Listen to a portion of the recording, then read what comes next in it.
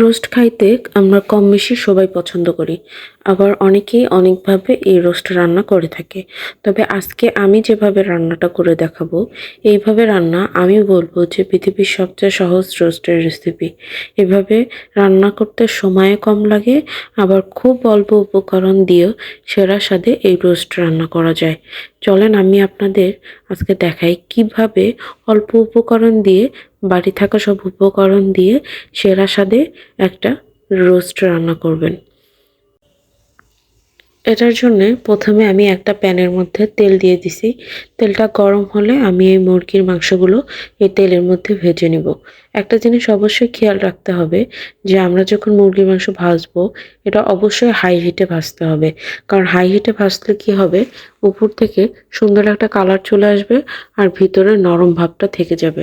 না হলে দেখা যায় অনেকেই অল্প আছে রোস্ট ভাজে, তখন দেখা যায় যে একদম পুরো মাংসটা শক্ত হয়ে যায়, তখন আর খাইতে ভালো লাগে না।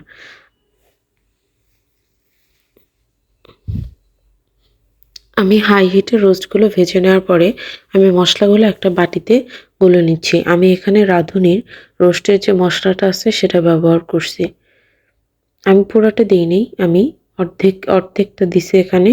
এবার আমি যেহেতু একটু ঝাল ঝাল খাইতে পছন্দ করি আমরা, একটু ঝাল গুঁড়া মরিচের দিলাম, তারপরে আদা রসুন বাটা দিলাম, লবণ দিলাম। এবার এটাকে সুন্দরভাবে মাখায় নিব।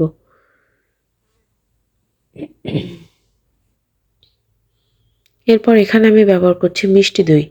আপনারা চাইলে টক দই দিতে পারেন। আমার বাসায় যেহেতু টক দই ছিল না, আমি এখানে মিষ্টি দই ব্যবহার করছি। কারণ আমি এখানে এক্সট্রা কোনো চিনি আর ব্যবহার করব না। আমার এই মিষ্টি দইতে দইয়ের কাজও করবে, আবার এদিকে চিনিটা আমাকে আর দিতে হবে না।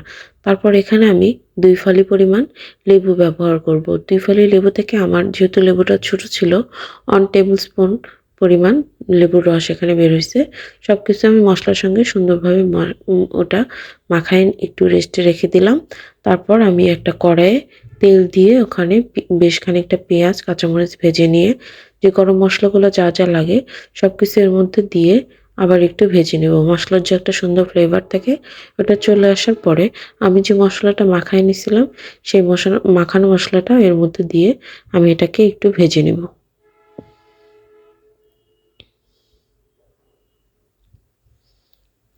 বেশ খানিকটা সময় ভাজার পরে আমি যে মাংসটা ভেজে রাখছিলাম সেটা আমি এই মশলার মধ্যে দিয়ে এবার মশলা আর মাংসটা সুন্দরভাবে উলটপালট করে মিশিয়ে নিব।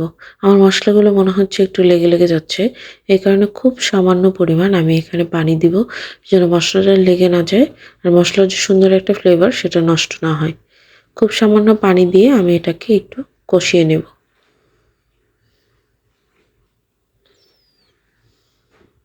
কষানো হয়ে গেলে আমি এখানে পানি দিয়ে দিব। খুব বেশিক্ষণ আমি এটা কষাইনি। এখানে একেবারে পানি দিয়ে দিব আমি। এই পানিতেই আমার মাংসও সিদ্ধ হয়ে যাবে, রোস্টটাও হয়ে যাবে। তারপর এখানে আমি ১ কাপ পরিমাণ দুধ দিয়ে দিলাম। আরেকটা কথা, আমি এখানে অফ ক্যামেরায় একটু উম উম পেঁয়াজ বাটা ব্যবহার করছি। আমি এটা শুট করতে ভুলে গেছি। একটুখানি পেঁয়াজ বাটাও ব্যবহার করবেন। আমি এটা প্রায় ১০-১৫ মিনিট জাল করার পরে এরকম অবস্থা হয়েছে। এবার এটা আমি আস্তে জাল দিয়ে রেখে দিব। আমি আস্তে জাল দেওয়ার আগে আমি আবার একটু রাঁধুনি মসলা উপর দিয়ে দিয়ে দিলাম। এবার আস্তে জাল দিয়ে উপরে তেল ওঠা পর্যন্ত এটাকে আমি চুলার উপরে রেখে দিব।